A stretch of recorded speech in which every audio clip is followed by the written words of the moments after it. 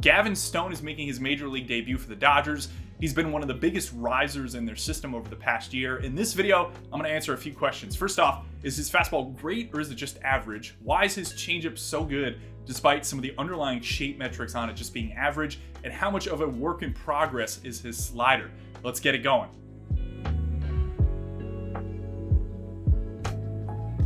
Taking a quick glance at the velocity data we have from his starts at AAA Oklahoma City, we can see three pitches: fastball, changeup, and slider. The fastball averages 93.3, changeup's 84.4, and the slider is right around 83.8. He's only throwing the slider about 7% of the time to left-handed hitters, so he's really relying on that changeup to lefties. And to righties, his changeup is actually still his primary non-fastball, but it's about 16% slider to 23% changeup. And let's start with that fastball. I think it's just kind of an average pitch. It's in this 93 to 95 mile per hour window, averages around that 93 more often, and you really have to create some unique shape for that pitch to be effective at that velocity bucket. And Stone right now is on the precipice of that. He's getting 15 inches of vertical break or ride, which is about 1% below the major league average for a four-seam fastball. His swing and miss rate on the pitch is only 21%, where the MLB average for four-seamers is 22%. XwOBA on the pitch at AAA is 392, which isn't that great. That's worse than average. And you could see this in a Stuff Plus blob from Driveline Baseball. They have the pitch at an 88, so implying that it's 12% below the major league average four-seam fastball in this velocity bucket. And his dot is right on the border, you can see right here, where that white starts to turn into red. Red is good, red is whiffs. If he's able to add some more vertical break to the pitch, that would help. The other thing he could do is just add velocity. So let's say he adds 1 mile per hour and 1 inch of vertical break, whether it be throughout the course of this season or even into the offseason. And that's not really insane to do, I would say, for an offseason or throughout a season. This is where that exact same dot would land up in the 94 to 96 mile per hour velocity bucket. It's better. It's right around maybe a league average pitch, slightly below, and of course that gives him more room for error. I wouldn't be surprised to see his fastball quality improve as the years go on, especially in the Dodgers organization. So in sum, to answer the question of whether his fastball is great or just average, right now, I think it's about average, maybe slightly below. All right, now it's time for the game changer pitch for him, his changeup. I've hammered this point a ton in my videos, but I'll touch on it again here. To properly analyze a changeup, you have to look at it in relation to a pitcher's fastball. And you want to focus on how much more the changeup drops than the fastball and how much velocity separation there is between those two pitches. Generally, you're looking for something that doesn't separate a ton from the four-seam velocity-wise, but drops a lot more. This is historically how you create in-zone whiffs. Velocity difference is how you're going to create ground balls. Compared to his four-seamer that we just touched on, you'll see that Stone's changeup is not really dropping much more than his four-seam. It's got 9 inches of separation. You want somewhere around maybe 10 inches or even more, and yet he's generating a 49% whiff rate on the pitch at AAA this season. So basically every other swing on the pitch is a miss, where the MLB average for changeup whiffs is somewhere around 32%. So he's got 17 percentage points above that. Really, really strong pitch. And the changeup's also not really that much slower than the fastball. And yet when it's in play, it's a ground ball 56% of the time, which is over the major league average of about 52%. So you can see that the specs of the pitch don't really match up with what makes a good changeup, yet it's been an absolutely filthy pitch. Driveline Baseball Stuff Plus even gives it an 84 Stuff Plus, implying that it's 60% below the major league average changeup in this velocity bucket. And based on the results, that's just kind of wrong, I think. So why is it so good? I think it's because changeups are kind of the one pitch that play off a lot of variables that maybe a stuff model doesn't really capture up front. Stuff models are really based off velocity, vertical break, horizontal break.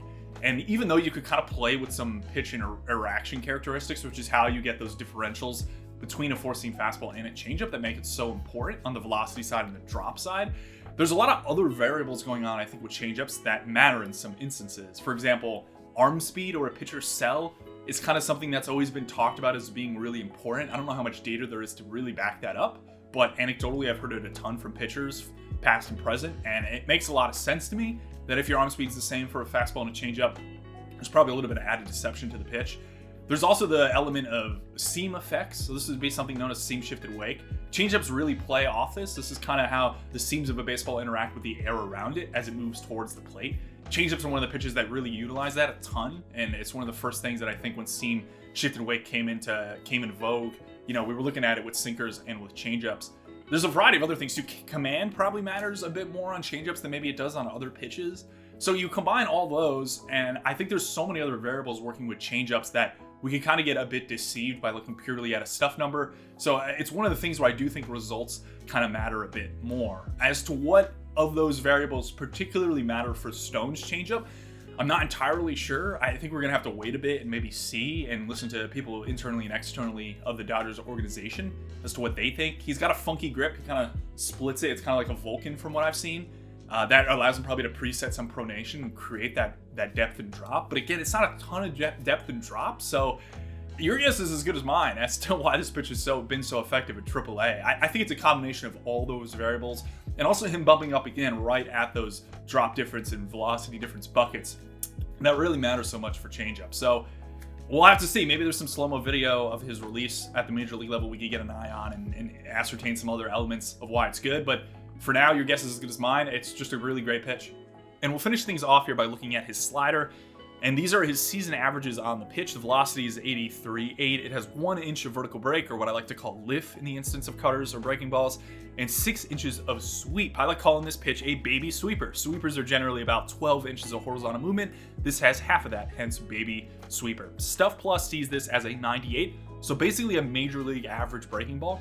But the key is that I want to highlight some variance with this pitch. To right-handed hitters, this pitch looks pretty much the same as the season averages. It's just maybe a hair harder. To lefties, however, he almost throws 2 different pitches. You can see this by looking at a plot of his movement. Above this line is going to be positive vertical break, which is often associated with sliders and cutters. Below this line is negative vertical break, often associated with some more down action sliders and also primarily curveballs.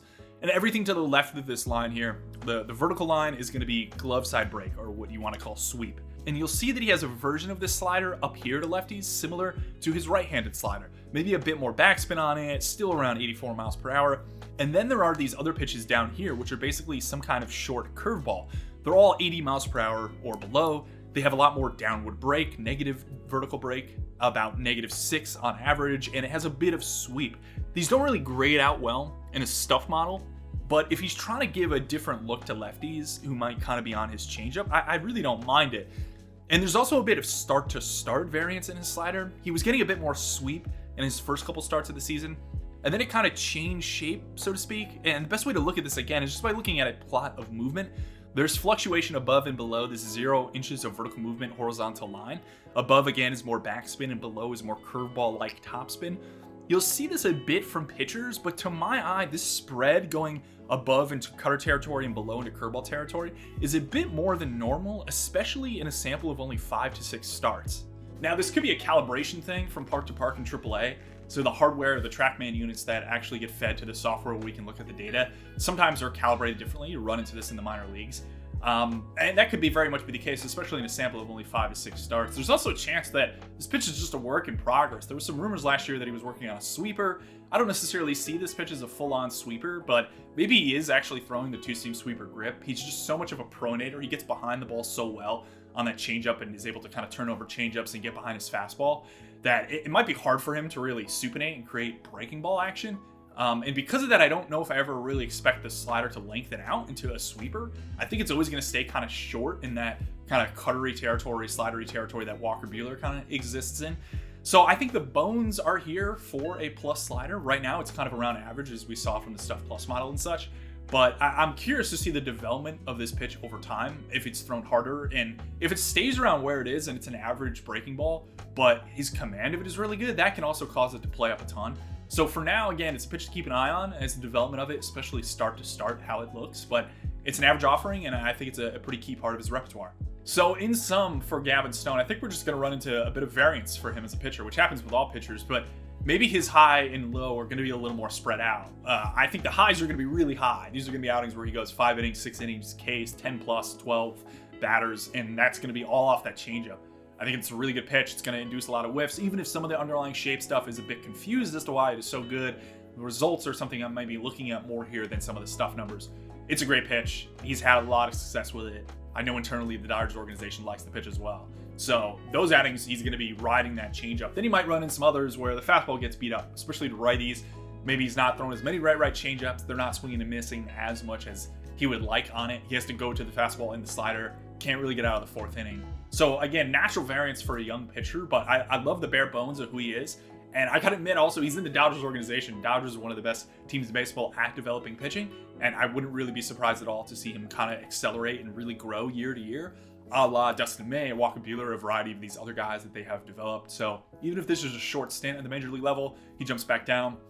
Long term, I think Gavin Stone's a great pitcher. I'm really excited to watch his major league debut and see this changeup in action and enjoy it.